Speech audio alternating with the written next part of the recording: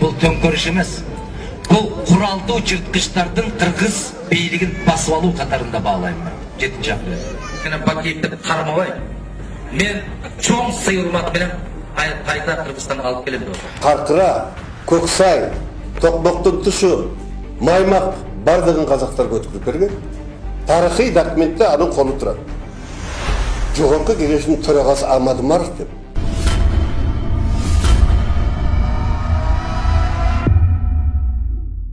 Сегодня все посвящается Джаношу Салиевичу.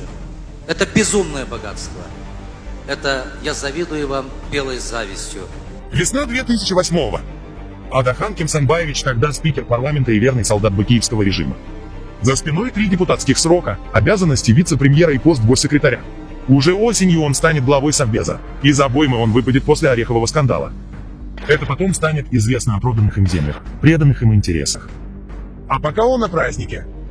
Его боссу 50, он в седле. Казалось, что прочно, думалось надолго, верилось, так будет всегда. Сул сартебете кийгизип атабыз. Кыргыздын жакшынакай салты боюнча чепкен жабып атабыз. Бүркүргөн кол чабуулардын коштоосунда. Звезда Мадумарова взошла в далеком 1995-м. В свои 30 он становится депутатом парламента первого созыва, затем второго, а после третьего. Любить его тогда было за что? Молодой, честный, принципиальный. Его считали не только одним из самых порядочных, но и самых ироничных политиков. В 2005 году на волне революции Мадумаров становится исполняющим обязанности вице-премьер-министра, чтобы навсегда поменять риторику и стиль поведения. С того времени за ним уже тянется длинный шлейф скандалов, имидж националиста и человека, не следящего за своими высказываниями. А вот и несколько примеров, чтобы не быть голословными. Мадумаров не только считает, он продолжает настаивать, что 7 апреля произошел насильственный захват власти. А трупы свозили к площади со всей области, исключительно чтобы очернить Бакиева. Акаев менен Бакиевке кошуп Кадыржан Батыровду кармайсыңбы? Мен Акаев менен Бакиевти кармабайм. Мен чоң сыйылмат менен кайта Кыргызстанга алып келем. 7-ші апрелде өлгөндөр чын эле баатырбы? Мен жана айтпадым деп кандидаттар качкан эле. Ошол жерде каза болсо бир 10-12 киши дейт. Калгандары комуздорунда кошкон дейт, жанагы дүкөн уурдап атып качкандарында ошол жерден өлгөндөрүн алып келип, Бакиевти жаман көрсөтүш үчүн санын көтөргөн. Он также считает, что нашей стране нужна жесткая диктатура в духе Сталина. И, видимо, в духе Бакиева. Вот что он сказал в 2007-м, на 80-летнем юбилее Министерства юстиции. В Кыргызстане должна быть диктатура закона, как в сталинские времена. Напомним, в том же году в Аше был застрелен известный журналист Алишер Саипов. У Мадумарова эта трагедия вызывала только нескрываемое раздражение. В 2007 году вы так прокомментировали убийство журналиста Алишера Саипова. Во всех странах стреляют журналистов, и в России, и в Казахстане, и в Узбекистане. Но только в Кыргызстане относятся к этому болезненно. Ну и что убили журналиста? И в депутатов, и в политиков стреляют, и только журналисты сами наводят такой шум и раздувают. Это кто пишет? Все. Вы по-прежнему считаете это нормой? Кто пишет? Это писали все, вы это озвучили так громогласно, что это писали все средства массовой информации. Я прошу прощения еще раз, Саипова не знал и до сих пор не знаю, кто он был. Журналистам у Мадумарова особая любовь. На одной из его пресс-конференций его охрана силой вывела журналиста за дверь.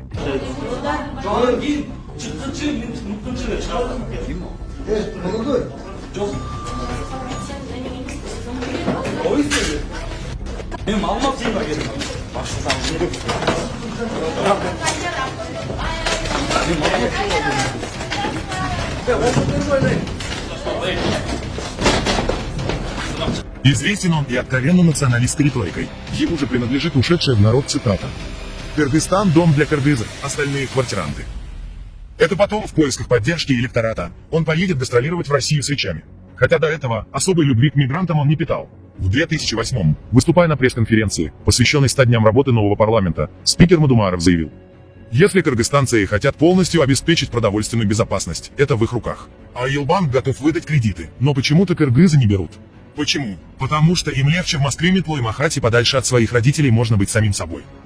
Вот так Мадумаров окончательно утратил почву под собой. В золотой для него период власти он настолько вжился в роль высокопоставленного чиновника, что возжелал украсить свой рабочий кабинет ореховым капом. Отделка зала заседаний, центрального фойе, овального и квадратного зала, приемной и кабинета спикера, а также дверей на всех этажах обошлась бы госбюджету в 40 677 000 сомов. Скандал был громкий. Итог закономерный. Спикер Мадумааров лишился своего поста. Против ухода Мадумарова проголосовал всего 1 из 90 депутатов. Мечта Мадумарова о том, чтобы гости восхищались зданием парламента, осталась неизбыточной. И все же главное, чем запомнился Адахан Кимсанбаевич, это предательство интересов страны. Трагический для юга страны факт передачи нашей земли соседнему Таджикистану до сих пор служит почвой для новых и новых конфликтов на границах. Будучи секретарем Совбеза, Мадумаров фактически безвозмездно передает Таджикистану спорные территории в селе Кокташ. Согласно подписанному Мадумаровым протоколу, для строительства электролиний кыргызстанский земельный участок площадью 90 гектаров и протяженностью 19 километров передается Таджикистану в аренду на 49 лет, а таджикская сторона взамен предоставляет Кыргызстану 5 гектаров земельной площади протяженностью 275 метров для расширения дороги Ош-Баткен-Исфана.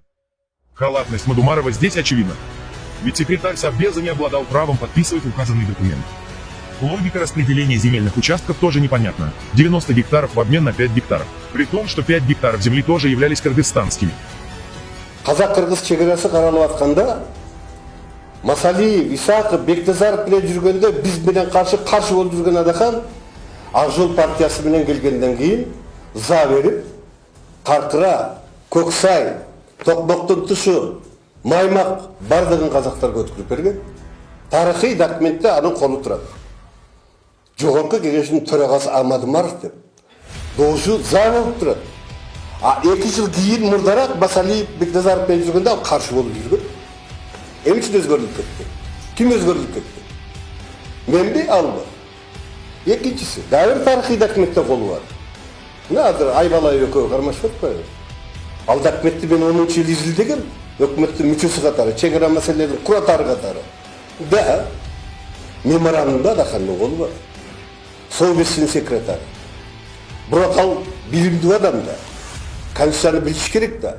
Sovyet'in sekretarının çekara meselesinde kol koygonga memorandum tüzgөн hukuku var mı? Je hükümet ошондой hukuk beriptir mi? Je jogorku kengeş ошондой hukuk beriptir mi aga? Je prezident bergen mi kol koydu? Yok. Al boyunca da etmeyin. Üçüncü davir tarihi dokumette kolu var Adakan'ın. Uşularda ayıptayın dese ayıptırdılar da. Köl жерinde 4 anklav var. 4 anklav. Kazakistan götkörü. 50 gektar jeri var. 5 срочно Kazakıstan'a Nazarbayev götkörüp bergenmiz. Хотя 94-yıl Şerim Kılıçbek ergesinde ötkörmey koygan. Adakan, Daniyar Hüseyin ökü şaşılış türde, kezeksiz ötkörüp durup, ошону Казактар götkörüp берген. Факт спешной передачи земель Мадумааров позже признал, однако назвал это дипломатической победой. Вопрос нужно было решать оперативно, не дожидаясь результатов демаркации и делимитации спорных участков границ. Нам удалось одержать дипломатическую победу. 3 марта 2009 года я в качестве секретаря Совбеза вместе с моим таджикским коллегой подписали тот самый протокол. Кыргызстан взял в аренду 275-метровую полосу приграничной территории на 49 лет с номинальной платой в $1 американский в год. Сейчас Мадумааров не в седле, но попыток вернуться во власть не оставил. И даже несколько раз намекал: дайте должность, приду. Не дали. Теперь знатный популист, опираясь на свое красноречие, снова готовится к выборам. Вот только чем он займется, если придет? Вернет Батиевых, как обещал? Или затеет новый ремонт в правительстве? Или, что гораздо хуже, начнет раздавать земли? Ведь потом всегда можно с легкостью от своих слов и действий отказаться.